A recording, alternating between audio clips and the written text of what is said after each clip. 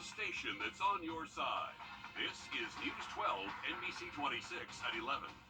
The future is a little clearer tonight in one of our fastest growing counties, how school leaders in Columbia County are planning to keep up. But first, school bus driver shortages continue to be a huge problem for our local school districts. Tonight, Aiken County tacked on even more benefits to try to entice new employees. Some bus drivers in Aiken County tell us they're driving more than 2 routes a day while having to work a second job to make ends meet. As Hallie Turner reports, the Aiken County Public School Board met tonight to talk about how they can keep the drivers they do have and offer more incentives to hire new ones. One bus driver tells me she has never driven an elementary route to school before, and now she drives 2 a day, on top of working as a teacher's aide. The shortage has many staff in Aiken County dividing and conquering to make sure all of the kids are taken care of. Yesterday I picked up, and today I probably will as well, an extra high school, middle school route, which means I'm working on about 12.5-hour days. Lisa Lewis has been a bus driver in the Aiken County Public School System for 24 years. Even though she's camera shy, she's not shy about speaking out on the issues they're facing. These drivers come back in at 9:30, 10 o'clock at night and are back in the morning at 5. As of today, school officials say they are 34 bus drivers short. Buses are at capacity, and she says that they often have to leave kids at the school and circle back a second time. School gets out at 3:15. You're seeing kids still there at 4:30. You go by the high school gets out at 3:30. You're seeing kids still there at 5:15. District 3 board member Brian Silas has seen the issues firsthand. He took a ride with Lisa. Something I really learned that morning is these bus drivers are the first face that a lot of our kids see, during the day. So it can really impact how that child's day starts. I love my job and I love these children. When my husband passed away, I've been here way too long to quit. The benefits of retirement, as far as having insurance, is amazing. Tonight, board members voted on dollar raises for everyone and continuing signing bonuses of $1,000 to keep the drivers they have in place to try and attract more. I think that bus drivers are undervalued by so many people, and it's such an important job. And we've got to do a better job of recruiting and retaining and keeping our bus drivers. Tonight, you could truly tell board members appreciate the work their bus drivers are doing. They voiced many different options to keep and be able to recruit the new people. Their next step is a program that will allow how to figure out why many are leaving. Hallie, thanks for that. We hope it works. We do need those drivers. Much more news ahead after a quick look outside. This is I-20 Georgia. An 89-year-old woman escaped from a falling tree this morning. Daytona Beach fire officials say this huge tree crashed right into her bedroom, but it missed her. Rescuers were able to remove debris and eventually free her. She went to the hospital with some minor injuries, but yeah, that is a widowmaker right there. That's a massive tree. Looks like they may have had some soaked ground down there, but those root system just would not hold it up, and it may have been rotten, but boy, it just sliced through that house. She's lucky. Also this evening, Senate lawmakers hearing testimony from a Twitter whistleblower on Capitol Hill today.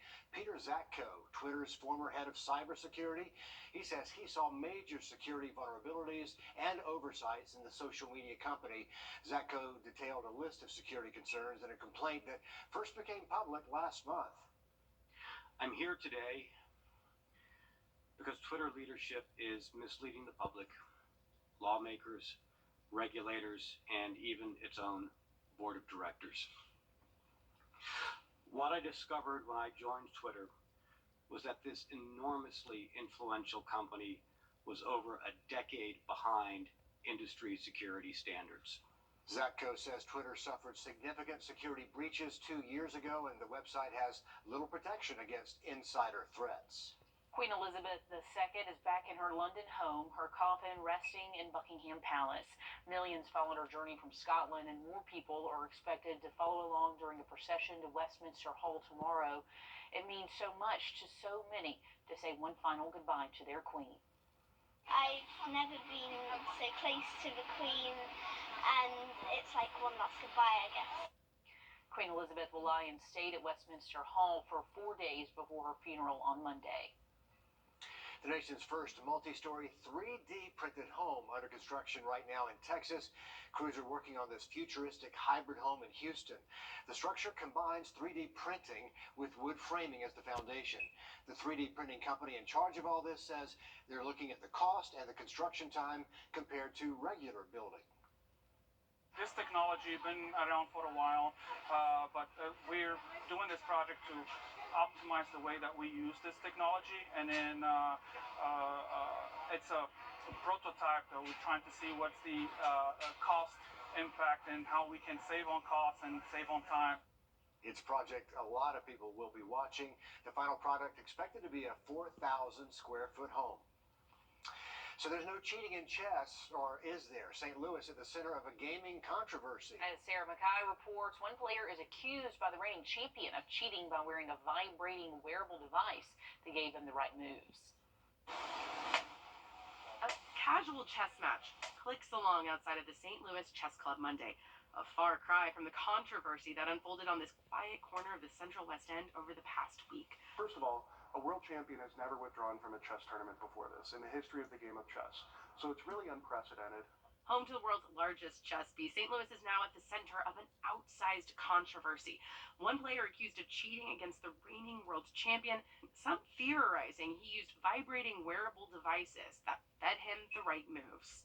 And I know it caused a lot of buzz, not just around the chess community, but amongst the players themselves. St. Louis Chess Club Executive Director Tony Rich says the Sinkfield Cup is one of the premier American events, drawing the world's chess champion, Magnus Carlsen, who withdrew after his stunning loss to 19-year-old up-and-comer Hans Niemann.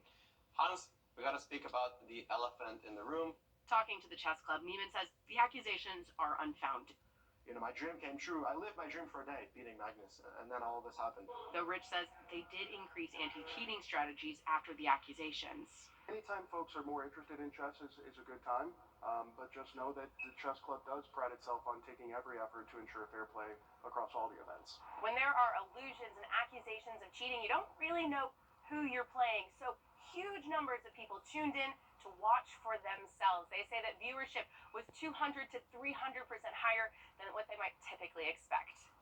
The controversy and the tension drew out chess fans like Nikki Serenity, who came down to the chess club bringing signs of support for Hans Niemann. I know obviously the whole situation with Hans and Magnus blew up. Rich says he expects this buzz will now only advance interest in next year's event. A chess controversy for us tonight. Okay, on to sports now. After a promising start to his NFL career, one former Georgia Bulldog looking for a new team. Next in sports, Dan checks in with a couple of dogs to find out how Week 1 went.